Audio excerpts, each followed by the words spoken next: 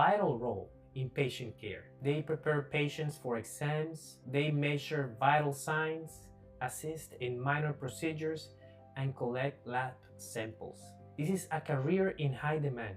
More and more people are seeking for help to regain their health. Today, you have the opportunity to become a clinical medical assistant with us by taking this program with Wildwood Health Institute and the Academy of Allied Health Careers. You will not only gain the technical skills required for this career, but also you will be receiving a medical missionary training. You will learn about natural remedies like hydrotherapy, the 8 laws of health. You also will be taking classes like mental health, and even more important than that, you will learn God's plan of restoration for humanity from the Bible. And I haven't even mentioned the campus missionary experience here at Wildwood and the great discount that we have available. Look, Wildwood exists to cooperate with God to restore His image in humanity. And we want you to be part of that mission. Become a clinical medical assistant today at Wildwood. You can visit our website healthevangelism.com for more information. You can email us at registrar@wildwoodhealth.org, or you can call us at any time. The phone is on the screen. Thank you and God bless you. Continue enjoying the program. Hello everyone. Welcome to DIY Health Live. Tonight, we're going to have Lee Wallard speak to us. He is a herbalist and a naturopathic. So I would like you to know that this man is special to me. If you didn't know, my name is Raven. I'm a part of the Wildwood team here. But he used to be my teacher, and he was phenomenal with the knowledge that God has given him. He's the founder of his own company called American Herb Shop Ministries. So I can't wait for you to meet him. Let's start now. Hi, Mr. Lee. Hi, Raven. How are you doing? I'm so nervous to be able to do this with you. You're doing well. Keep it up. Thank you. So tell us, what have you been doing since you left Wildwood? Oh. I know that's a lot. Well, I ended up doing further studies as a holistic health practitioner, a master herbalist, and naturopath, and started 2 training schools, started 2 herb shops, doing lots of traveling, consultations, seminars, workshops, helping other ministries. So it's been a blessing. I am so proud of you. I'm so proud of you. So tonight, we're actually going to talk about allergies. So give us a little bit of what we're going to learn from you tonight. Well, I think it's important that people understand, first of all, how we develop allergies, and how we can assist nature in our efforts to overcome allergies. So I'll be giving some simple instruction in physiology, basic physiology, and also how we can use nature, how we can use the laws of health, how we can use the plants that God has given us to assist us in this recovery. Okay, well, the floor is yours. Please start teaching us something as simple as starting at, what is allergies? Is it when I have a cold? Is it only seasonal? Yes, well, allergies incorporates more than just seasonal allergies. We can have it's where the body has a histamine reaction when it's a foreign protein in the body, and so it secretes this chemical called histamine, which is released from the mast cells, which are part of the immune system, and that is what causes a lot of the symptomology, whether it be sneezing or runny eyes, runny nose, whether it be breathing challenges, mucus changes. There's a lot that goes into that, but I would say seasonal allergies are a big part of allergies, although there are a lot of food allergies that can I would say lead people to have a tendency to have allergy. In fact, when I grew up, I had many different kinds of allergies, and I would go to the doctor, and my arm was a pincushion with all these needles they used to put in me, and I was allergic to cats and horses and dust and and certain foods and many, many different things I was allergic to. But later in life, as I changed my diet, actually those allergies went away. So it is not something that necessarily we are stuck with the rest of our lives. And I think that's one of the good aspects to allergies, is that it's something that we can change. We don't have to be, um, a victim to these allergic reactions. As long as we understand the cause, and there are many different causes to allergies. So, do you want me to go into those? You know, I want to know. All right. So, there is a cause actually that is hereditary, and I just want to mention that because there are some people that have a particular gene problem called MTHFR, or methylene tetrahydrolate reductase, I think it's called.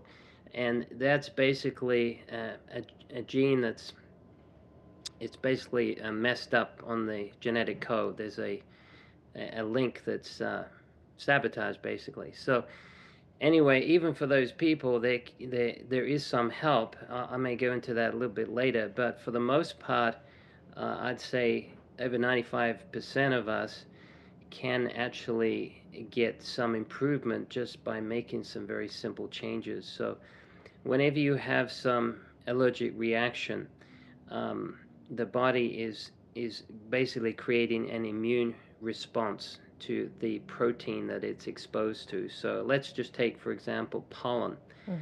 So we have a lot of pollen out right now, and so what is pollen? It's basically little seeds that are floating in the air, right? And they get into the nasal passages, and the body sets up an autoimmune reaction. And so basically the mucus cells, they detect these seeds and notify the immune system, this is something we don't want in the body. And so that creates this histamine reaction. Now, histamines are not bad of themselves. In fact, we need histamine because it notifies the immune response, hey, I got a problem. Come on down here. Send some troops. Okay. We need to deal with this problem. And so it's a natural body process. But what is not natural is when we're exposed to simple things and having these highly reactive symptoms that can be triggered through many different mechanisms that could be attributed through the foods we eat, for example. In fact, a lot of foods are high in histamine, and a lot of people don't realize that they're contributing to the problem by eating a lot of fermented products. So some of the dietary changes that we can make are things like avoiding fermented products because they're the highest in histamine. Things especially like fermented cheese. All right, I'm going to step on some toes here tonight. But cheese is very, very histamine reactive. So it's high in histamines, and it will create more of a problem. And so things like coffee, for example, right? Things like even good things that we see as good things, like sourdough bread or fermented cabbage, sauerkraut, for example, or yogurt can contribute to this. So I would first of all say avoid eating things that are high in histamines. That would be number one plan. Okay. Okay. All right. The next thing I would say is, make sure that you keep your body in good health as far as having good digestion, and that includes having excellent hydrochloric acid. Now, a lot of allergies come because we don't have the acid to break down the proteins. And so when we eat and that food goes in our stomach, the stomach has about a 1 to 3 pH, which is, depending on whether it's 1 or 3, it's around 1 million times the acidity of what's in the blood. So it's very, very strong acid. Now, if your acid in the stomach is too high, all right, and what I mean by that is the pH is higher, not that the acid is high. then what can happen is these proteins don't get broken down properly. And if the proteins don't get broken down properly, then if you have some autoimmune disease in your intestines, okay, what can happen is when the intestines are stretched and the little villi open up, they can allow these undigested food particles across that barrier there that should have kept them out. And basically, they go in the bloodstream and set up an autoimmune reaction to these proteins. And so, one of the ways to correct that is to improve hydrochloric acid. So, how do we do that? How do we improve gastric acid? Well, a simple way you can do that is helping with bitter herbs. Now, do you remember, Raven, when God brought his people out of Egypt? Mm-hmm. The night he brought them out of Egypt, he had them eat a lamb. You remember that? Mm-hmm. And they were told to eat something with the lamb. Do you remember what that was? Eat something, tell me. I feel like They a were- bad student. It was to have some seasonings on it. Do you remember? some bitter herbs. You remember? Bitter herbs, okay. So why did God tell his people to take bitter herbs? Well, if you're eating a lamb at midnight and you're going to go across a desert for 200 miles, you're going to need good digestion. Right? So the bitter herbs, they increase hydrochloric acid production, and that helps break down protein, right? So that's going to help your digestion tremendously. In fact, there's never a time you have too much acid. It's usually too little. And a lot of people confuse this with the situations they have with stomach acid. When they have heartburn, they think, "Oh, I've got too much acid." Well, it's actually the opposite. They have too little acid. And when the pH of your stomach goes above 3.8, you don't have the calcium ion concentration to keep the smooth muscle around the lower esophageal sphincter to contract properly. And so that opens up the sphincter and it allows the food mixed with acid, it's still acidic, to go up the esophagus, and it causes heartburn. And you think, I've got too much acid. So you go to the doctor, and what does the doctor do? Give you Tums. He gives you some alkaline tablets, some Tums, right? And that does, for a while, it can mitigate some of the symptoms, but it's actually contributing to the problem long term. So you don't want to give some of these medications that will cause an alkalining effect in the GI. What you want to do is increase the acidity in the stomach. And one of the ways you can do that is taking bitter herbs, because bitter herbs will cause the vagus nerve, which is one of the cranial nerves that goes to your heart and it also goes to your stomach, and that will cause the release of hydrochloric acid from the cells of your stomach wall, and that will increase the concentration of hydrogen ions in the stomach, and that will help break down the protein. And so if you have poor stomach acid, what can happen is a lot of bacteria can bypass the gastric acid. They have their own membranes that are acid resistant, but they can only resist to a point. If the acidity is like around 2 or 1 to 2, if it's lower than 3, it can actually destroy those bacterial membranes and ultimately destroy the bacteria. But when it gets above that, then these bacteria are protected. And so they can go into the GI tract and they can set up allergic reactions as well. And so that can be another problem that we have. Yeah, you were going to Well, I was thinking, what are some ways to take these bitter herbs? Because the bitter herbs are nasty at times. Yes, that's a good question. So one of the things that we do to help with that is we basically mix it with glycerin, which is a sweetener. Okay. All right, so we make extracts out of bitter herbs. But there are some herbs you can add to your food that aren't terribly bitter, but they still have a desired effect. For example, like dandelion. Okay, dandelion root is an excellent herb to take to increase hydrochloric acid. And so it's not that bitter. So I usually recommend taking dandelion. There are some other herbs that you can use. For example, you can use bitter melon. Sorry, the sun's coming in my bedroom here. You can use bitter melon. You can use things like horseradish. You can use things like arugula, which people often use for their salad. There's mustard greens. There's quite a few bitter herbs. But if you have trouble swallowing them, then maybe you should take them in a capsule, like a veggie capsule. But just take them with a meal, all right? And that can be a way to help with that. Okay, I won't stop you anymore. Go ahead. Tell us some more good things about Okay, what we all can right. do for allergies. So a lot of people having seasonal allergies. So I thought I should mention something about this. I didn't finish my talk on pollen, but the way you can help the body to not have such a response to the pollen is you can take it through the honey.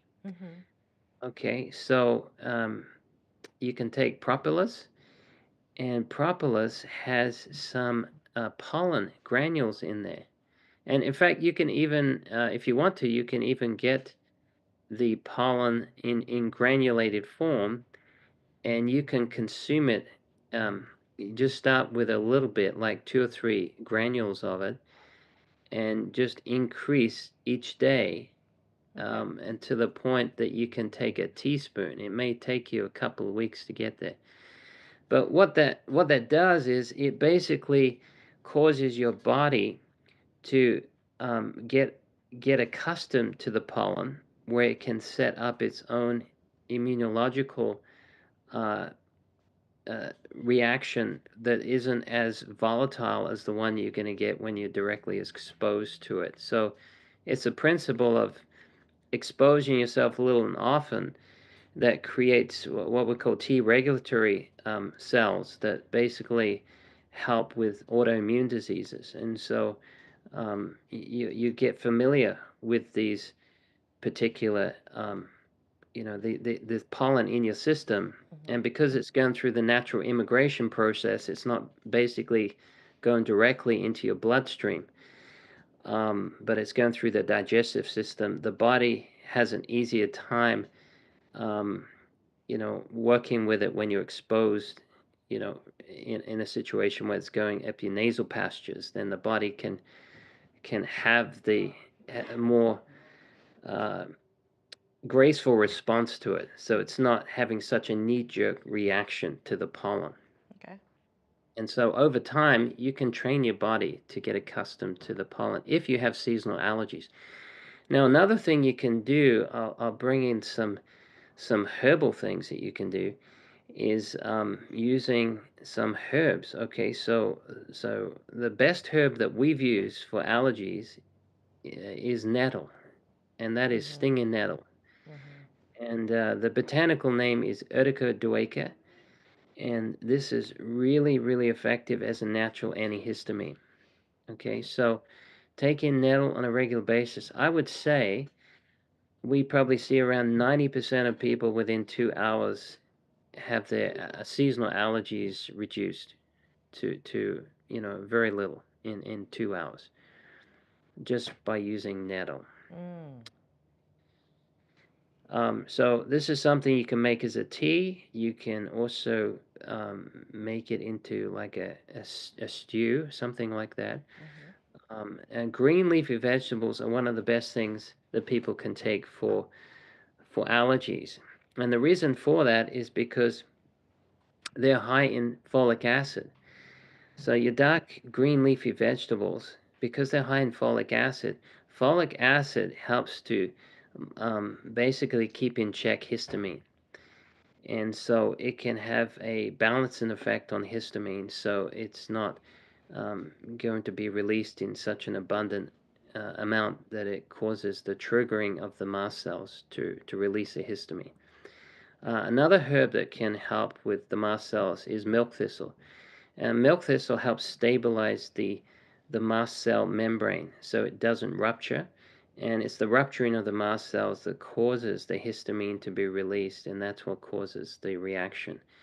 So just having some milk thistle, and not only is it good for that, it's also anti-inflammatory, and it's very good for poison that's in the body. And speaking of which, because milk thistle is so good for liver issues, brings me to my next point that if you have a compromised liver, you may have a hard time with controlling allergies. And this is one of the number one causes of allergies. As far as um, any organ damage that has taken place on the liver, because the liver is so heavily involved in regulating and processing toxins, and if it is hindered in doing its job properly, let's say you have a fatty liver, for example. Fatty liver is really a compromised liver, and because of the fatty deposits, you end up with inflammation, and then long-term causes of inflammation in the liver leads to psoriasis, and then you have fibrosis, and then you have liver failure. So, if you've got some problems with the liver, if there's been chronic um, degenerative damage to the liver, whether that be non-alcoholic fatty liver disease, whether it be alcohol induced, whether it be drug induced, these things can compromise the liver being able to handle the histamine response. And so it's very, very important that you take care of the liver. So one of the herbs that can help with that is the milk thistle seed. Okay. Okay. Another one that you can use is dandelion root. And dandelion root helps protect the liver. It helps with reactive oxygen species free radical damage, helps with bile flow. It can help lower the liver enzymes, the ALT, the AST. It has a protective effect against oxidation. A little bit like when you bite into an apple and a few minutes later you see the brown there. That's oxidation taking place, and so that happens also in the liver. And so there are molecules that we can consume through our food, compounds through our food that can help us with that. And one of those is using the dandelion, because dandelion it protects against that oxidation. So taking milk thistle, taking dandelion root, taking nettle, three of the best herbs to deal with allergies. And Okay. when okay, I completely lied. Didn't mean. But so I know I've seen dandelion in the yard, right? Yeah. And literally someone says I can actually just take that and eat it in my salad. Is that true? Well, you may want to wash it, make Yes. sure a dog didn't beat you to it. That's right. But yeah, you can. In fact, you can eat every part of the dandelion. You can eat the flower, you can eat the leaf, you can eat the stem, and you can eat the root. Okay. Dandelion is what we call a nutritive herb, and it's very high in nutrition, especially the root. It's high in vitamin A, C, and E, which are your antioxidants. It's also very high in iron, and so it's very good for anemia. And it's also helpful for gastric motility, intestinal motility, and also it helps to bind with toxins that can be excreted out of the bowel. It's helpful with a chemical called inulin, which is what you need to build healthy microflora. Okay. Right? So a lot of people have bad microflora, and this brings me to another point about why some people have a hard time with allergies is because their microflora are compromised. And so if you've been on a lot of antibiotics, for example, Mm-hmm. you're going to have a harder time with allergies. Yeah, so taking a good probiotic can be helpful in that situation. I just wouldn't take it too much in one go, just build up. But that is important. You want to get, if you get a probiotic, you want to get one that is got an enteric capsule, or it's time released, so it protects from the stomach acid basically dissolving that in the stomach. It has to get to the small intestines for it to be effective. And so if you're taking a probiotic, you're better off also taking a prebiotic. And I would use dandelion root to help with that. And you can also use chicory. Chicory is very high in inulin also, which helps build up that microflora. So those are the building blocks for that flora to develop. Okay, well, I did have a question from someone online. And the only reason why I'm stopping is because I believe you made a mention of this. And if you Yes. didn't, you could probably save it to the end. But I think Okay. because you made a mention of it, I want to at least tap in now. Now, I could be saying it wrong, but Uh-huh. if I do, you can correct me. Can taking L-methylfolate help to treat allergies if you have the Yes. MTHFR gene mutation? Yes, that's correct. Yes. Yes. Okay. Sorry, I'm trying to beat the sun here, so let me turn it on. uh, Just yeah. changing on the screen. You're just making Yes. changes. Yes. You can take methylfolate. Um. You know. Okay. I would do this. Okay. If you have that genetic issue, Hmm. you could take. I would take 47 milligrams of methylfolate, Okay. and then you want to combine that. They've done studies on this recently, actually, with people who have this genetic problem, and they combine that with B12 at 4,000 micrograms a day, and then they also combine that with B6 at 400 milligrams a day. Now, they did this over 3 months, and they found that there was a lot of improvement with allergies just taking this combination. Now, if you take B12, you want to take the methylated version. Okay, so that's what's used in the body. B12 is cyanocobalamin, which is often sold as cyanocobalamin. And cyanocobalamin is basically cyanide with cobalt. And to get B12 in the soil, you need cyanide, you need cobalt, you need bacteria, and bacteria create fermentation, and that leads to cyanocobalamin. Now, in the body, it becomes methylated, and methylation um, is needed to make it active, so it's usable in a usable form. So you can buy this methylated B12 already as a liquid B12. I would just make sure it's not from genetically modified organisms. Okay. Okay. Thank you so So much. yes, so that is a good one. Some other nutritional things that could be helpful. Okay, if your vitamin D is low, Mm. then you're going to have problems with allergies. Okay, or you're going to have more problems with allergies because vitamin D helps stabilize the mast cells membrane. Okay, now another vitamin that's excellent for allergies is the vitamin C. Hmm. Okay, vitamin C is a natural antihistamine by nature, so this is excellent thing you can take. Also, um, quercetin. Quercetin is very high in onions. You Hmm. take some raw onions. Raw onions are very good for allergies. Hmm. Yeah, so that's another thing that you can also use. Um, now, um, I mentioned if I mentioned about milk thistle before, Mm-hmm. and I forgot to mention this, but if you have a really bad allergy that creates an anaphylactic shock, milk thistle can save your life. Hmm. Yes.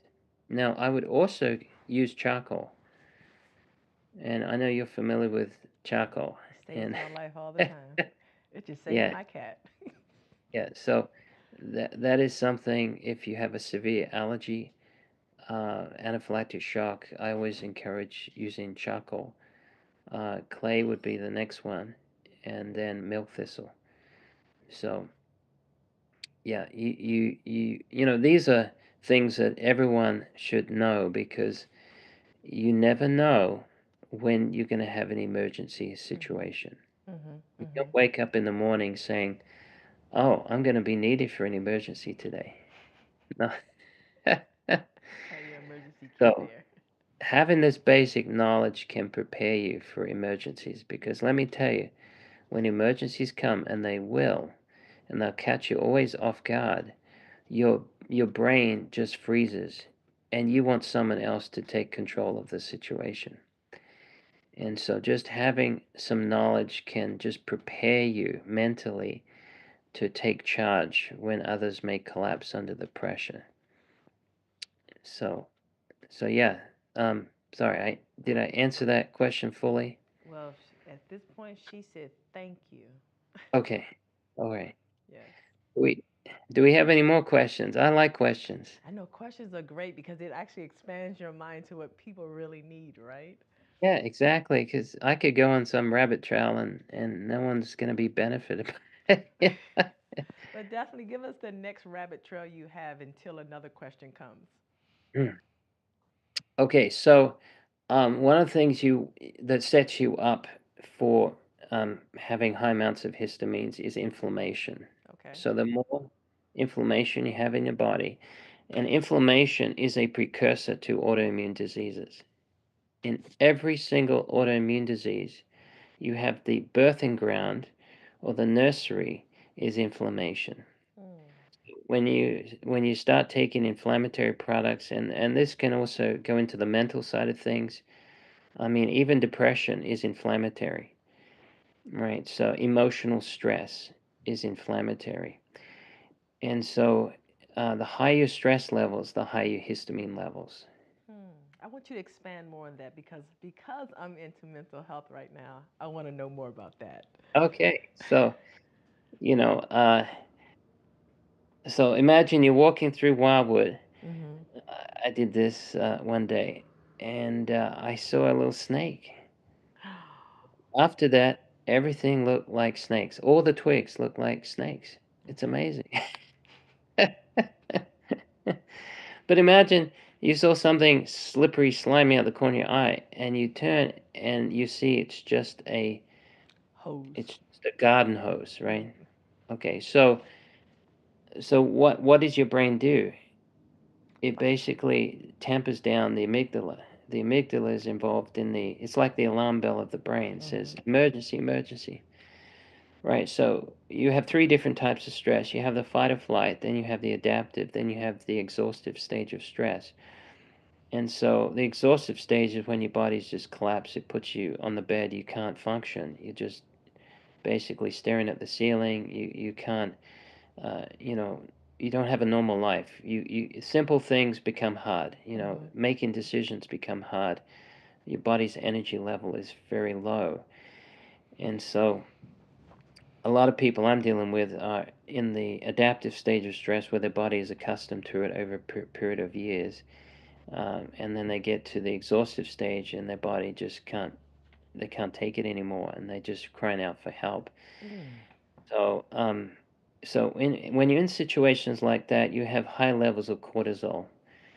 And cortisol is a glucocorticoid and it's involved in many good things. It's involved in immune regulation, it's involved in lysozyme activity, it's involved in helping stabilize um, cell membranes. It's got a lot of usage. It helps regulate blood sugar. But when it's too high for too long, then it can work against your body's natural immune system. All right. Mm. And then you end up having autoimmune diseases. Mm. So cortisol is a precursor to that, and that sets off an inflammatory cascade. And you have all these chemicals called inflammasomes and they go around the body and they can end up in different parts of the body Mm-hmm. and then inflammation starts building up and you may have pain in your joints. You may have pain in your stomach. You may have pain in your big toe. It could be anywhere in the body. Mm. So inflammation is triggered just as easily through the stress response as it is through the diet. Mm-hmm. You know, I've had people. I'll give you an example. Um, in the last year or two, I've had a few people with orthorexia. Have you ever heard of orthorexia? No. You've heard of anorexia, right? Yes. Well, ortho means correct or straight. You go to an orthodontist to straighten your teeth, right? Mm-hmm.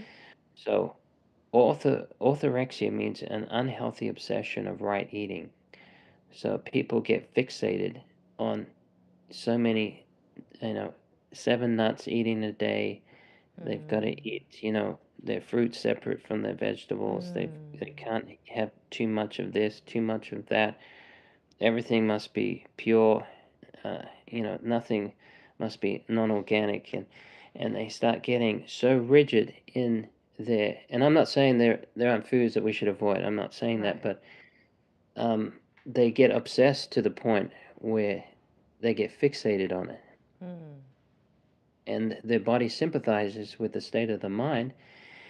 And you have a big enteric nervous system that Mm-hmm. connects to the bowel, and it's regulated under the control. It's stimulated also by the sympathetic nervous system, which is basically your stress response, and so it can cause a little villi to close down, and the food can't get through into your body. Okay. For some people, they're malabsorbed. They could be eating 3 pound meals 3 times a day, and they're 100 pounds and they're 6 feet tall.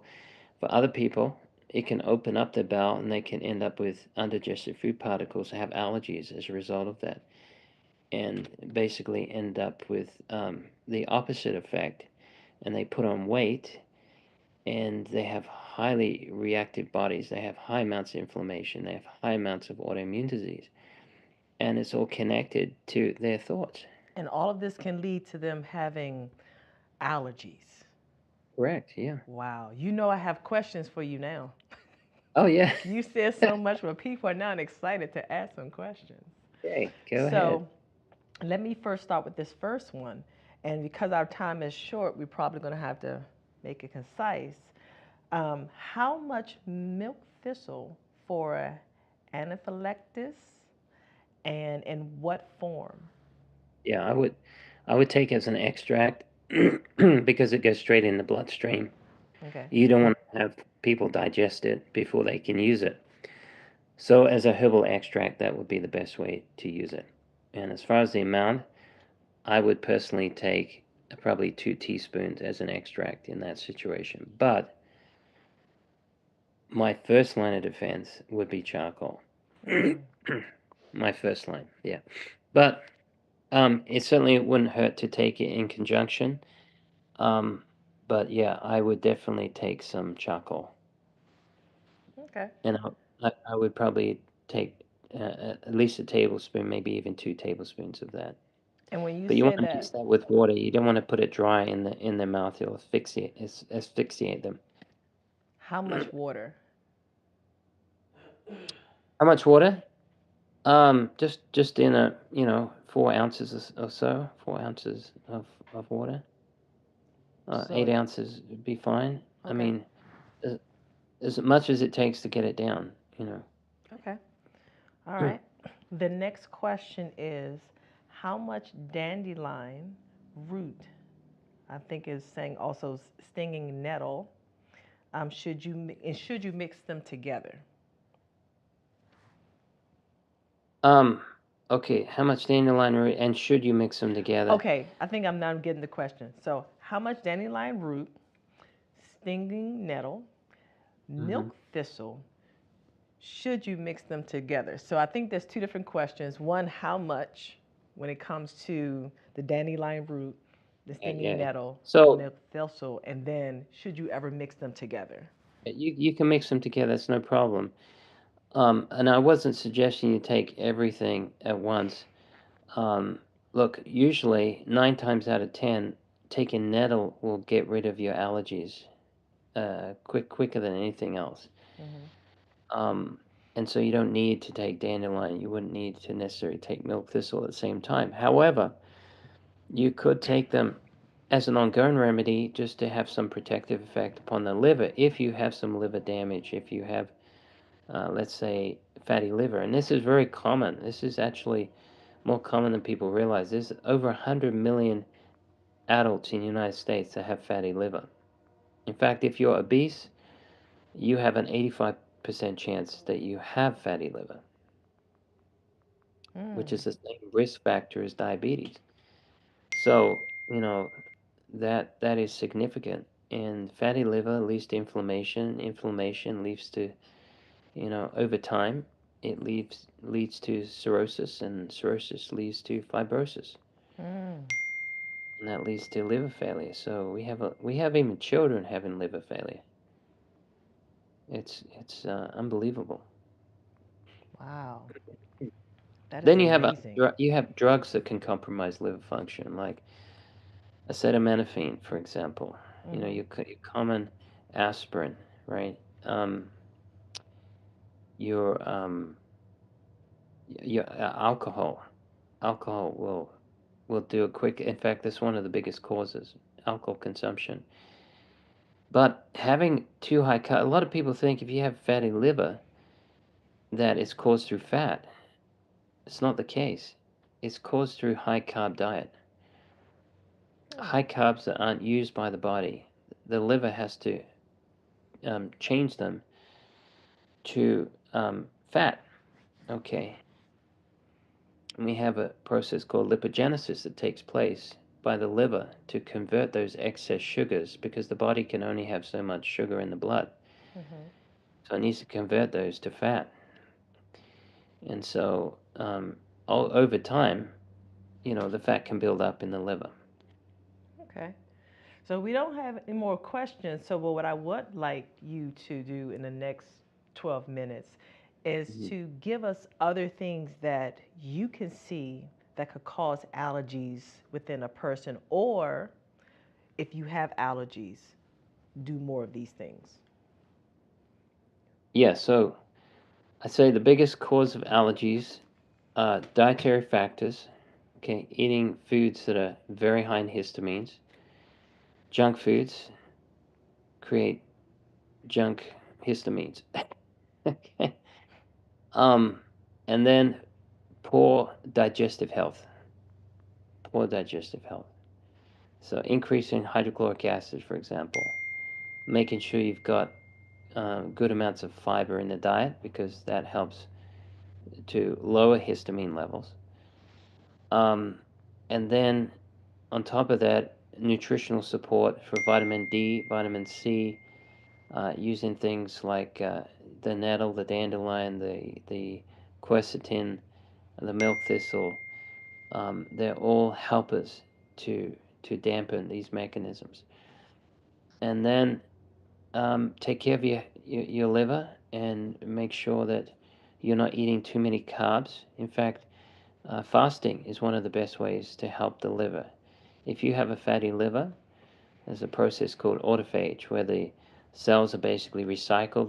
There's a lot of junk that gets recycled, and the body often does that in a fasting state. And so fasting is one of the best ways to do that. Now, I'm not talking about long water fasts for 10, 20 days. I'm talking about short intermittent fasts. Just have a meal at night, skip a meal at night, and that can be a fast that you do every day.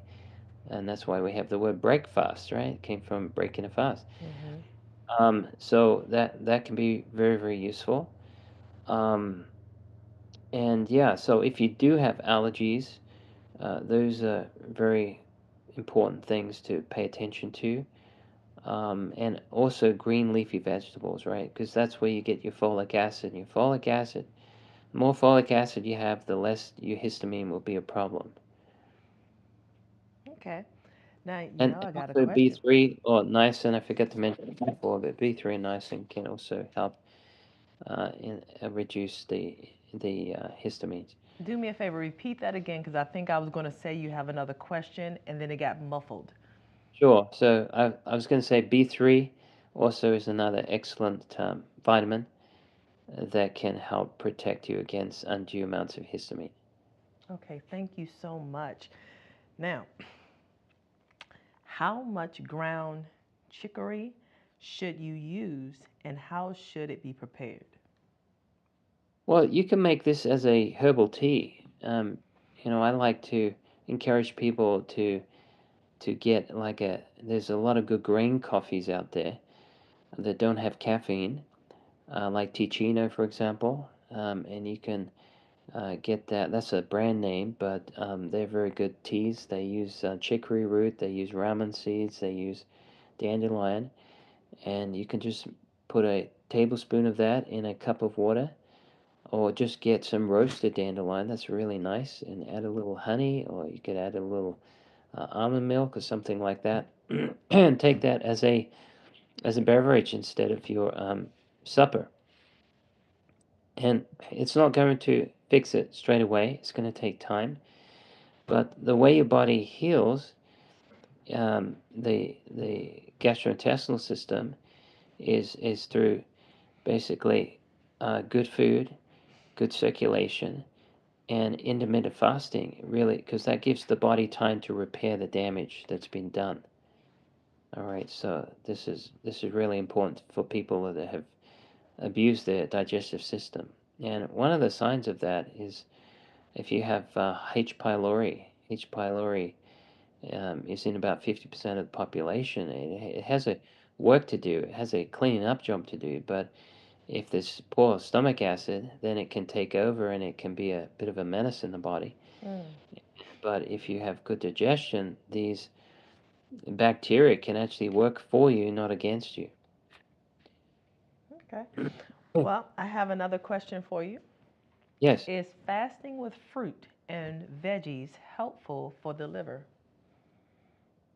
fasting with fruit and vegetables. Do you mean just eating them or I juicing believe them? so. So instead of, taking in grains and nuts or just those things, beans, Yeah. you're just fasting with just fruits and veggies. Will that help the liver, I guess, in terms of keeping up with trying to calm down or heal from having allergies? Well, unless you have an allergy to those particular grains, right? Then I wouldn't stop using them. Okay, so um, there are some people allergic to nuts, certain type of nuts, especially cashew, because it has a resin on that is the body can react to. That's why you need to wash your cashews very well. Hmm. But let me just share this with you. You don't have to go on a what we call a liver detox. Okay. A lot of people have this wrong conception. They think there's all these toxins stored in the liver. Toxins are not stored in the liver. Toxins are metabolized in the liver. So they're converted to water soluble substances. So anytime you take a drug in the body, it's converted to a water soluble substance and it's flushed out and it's handed to the kidneys or it goes to the skin or it goes to the bowel. So the liver is constantly working for you. You don't need to use fruits and vegetables alone to cleanse the liver or to regenerate it or anything. Now, vegetables, especially green leafy vegetables, are highly good for the liver because they're B vitamins and there's often compounds in there like sulfur compounds, like sulforaphane that are very protective to the liver. So yeah, I would certainly encourage people to use them, but they don't have to avoid nuts. They don't have to avoid beans or grains. In fact, any type of fasting, you don't want to eliminate certain groups of foods that God has given for us to enjoy, unless you have a reaction to them, right? Do you remember when Eve was in the garden and the serpent was tempting her? He focused her mind on the prohibition and not the provision. Hmm. There's a deep psychology to that because if you can get people focused on the prohibition more than the provision, then they can end up with mental um, disorders and Hmm. they can get phobias, right? and they end up, their body sympathizes with the state of the mind, and every time they eat certain food, it causes reaction, and they think they have an allergy, where it's actually a phobia that set their body up to reject that food. And that's why in the Bible it talks about when you eat by faith. Don't question what you eat. Don't, I'm not saying eat a pork chop if it's put in front of you. I'm saying, you know, don't have fear that the food is going to hurt you. Okay. Mm-hmm. I mean, you're not going to put anything on your plate that you know is going to hurt you anyway. So don't be afraid. So you don't have to avoid food groups that God has given us, right? Well, that's good. That's good. So now that we know you have so many herbs we can use, um, and we also know that I'm looking at you saying fatty liver, we should be eating certain things for our diet as well. I'm thinking that we should exercise or sleep. You know, the basic 8 laws of health that we usually teach. Are Uh-huh. those things that a person can automatically do as well to help out with allergies, or it really is not as profound? Now, granted, I know that you're a herbalist, but you're a wide Oh, range of every knowledge. law of Right. health is going to help, right? Mm-hmm. Right? I mean, um, allergies could be caused through stress. Deep breathing can lift serotonin levels that can help you reduce Mm-hmm. the stress, right? Sunlight, vitamin D, already mentioned how that plays into allergies. I mentioned about food playing into allergies. I also mentioned about temperance. If you overeat, you're more prone to allergies. Exercise, getting a digestive walk after you eat is very, very important to helping with allergies, because the food that's not broken down sufficiently can become problematic in contributing to allergic reactions, right? And then we talked about anxiety, stress, right? Mm-hmm. Another law of health. Sleep. I didn't mention sleep, but yeah, sleep can definitely affect allergies, because it can raise your cortisol levels, and that in turn can destabilize your mast cells. Okay. So every law of health is going to benefit you. I'm just giving specific things that have more weight in certain areas, and I think your herbs definitely can help with that, and paying attention to your diet. Those are very key important factors when it comes to overcoming allergies. Well, we have a couple of questions coming in, and we got about 2, 3 more minutes. I think you can do it. Question. um, Is there Dandelion, only drinking four? dandelion Sorry, gets itchy. Say what? is there only four participants here? I'm Listen, seeing four listen, people. listen, listen, listen to me, Mr. Lee. Look at me, look at me, Mr. Lee. Look at me. I Important may have an people, allergic reaction. important people asking some questions here. Okay. Okay? Actually, you have more than that, numeral more than that. That's on the live. But here's the thing. So, dandelion, drinking dandelion, why is it so itchy? Why is it so itchy? I guess when you What? drink it. Why is dandelion so itchy? The question gets itchy when drink dandelion. Why? When you're drinking dandelion? I Well, I'd guess have the to tea. ask what part are they drinking? Okay, well, I'm going to go to the next question until maybe they'll pop up a new question for me. What are or what is wrong with taking over the counter drugs for allergy? Well, they're basically just putting a band-aid on it, right? They're not getting to the true cause of it. And of course they can have side effects as well. So they are lowering the histamine. Mm-hmm. That's how they're working, and they're drying up the mucous membranes much of the time. Okay. But it's just um, tinkering with symptoms unless you get to the cause. I mean, even the things I mentioned about herbs, which have a great action, and they have a lot of properties, and they're not going to contribute to the side effects. If you don't get to the cause of the problem, the thing's still going to be there, right? So, I mean, if you're living under the golden arches every day, and you're taking turmeric root well, it's not going to have much effect. You've got to, that's why I said, pay attention to what you eat, your stress levels, your digestive health, and use these things as an enhancement. They're an adjunct therapy to a healthy lifestyle, right? So the better your lifestyle is, the less war you're gonna have to go to battle with. Mm-hmm. Okay, so it kind of came in that maybe the person is probably having an allergic reaction to dandelion, so you've given them other things There to are some do. people that have allergies to dandelion. Mm-hmm. Yeah, but it's Okay. very rare. But if that's you, then avoid it. Okay, so it is said that they would like you to come back and do a presentation on the liver. On the liver, yes, actually, I'm just working on a liver presentation right now. Well, then, But it would take 5 hours to do it. this is your invite, buddy. I, This d- is your I d- invite I right don't know if now. anyone would stay with me. They will. They will. So I want to be able to say this to you all, audience, that we have a medical seminar coming up, a medical conference, April 30th to May 4th, in person and online. So it's open not only to health professionals, but all wellness enthusiasts.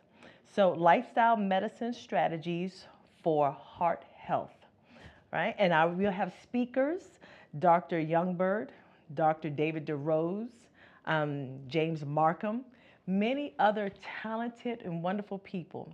So we'll leave that information for you, but you can definitely check it out at wildwoodhealth.org/medical. So, Dr. or Mr. Lee Wallard, can you tell people how they can actually contact you and get in touch with you and what you're doing? Sure. We have a website. If you want to put it in the chat, that'd be great. It's www.americanherb.com. So that's our website. You can also reach out through Lee, that's Lee, .hhp@gmail.com. I'm soon to get on a plane, go to California to speak over there, and then I've got a conference in Arizona next week, and then I'm off to New York. So I'm going to be very busy in the next few weeks. But if you miss me, I will get back to you. It's just I may not get back to you as early as you hope. So just if you email me, sometimes I have to email people on planes or when I get a chance. So feel free to. We do have a herbal online school. We train people. We do seminars all around the country, and my job is to basically educate from cause to effect. So if you can swallow some education, you can avoid a lot of medication, right?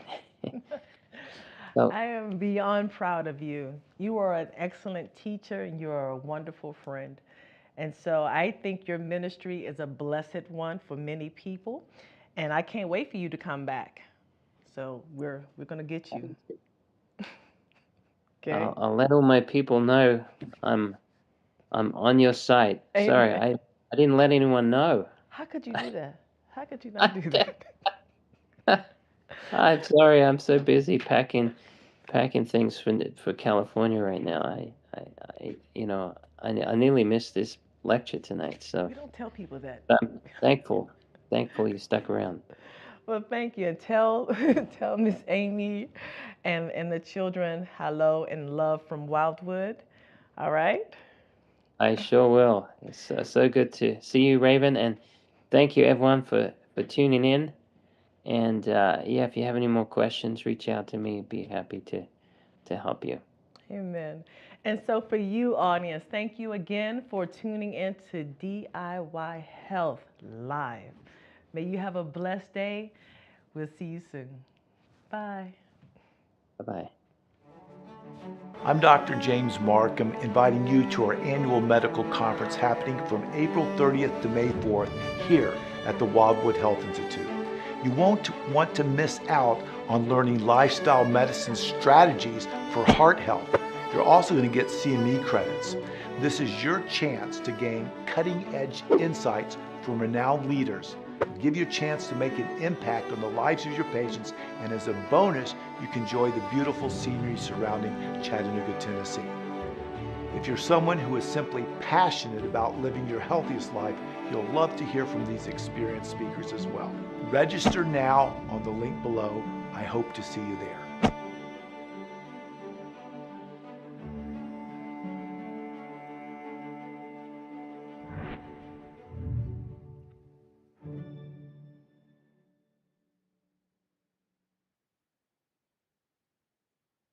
Thank you so much for your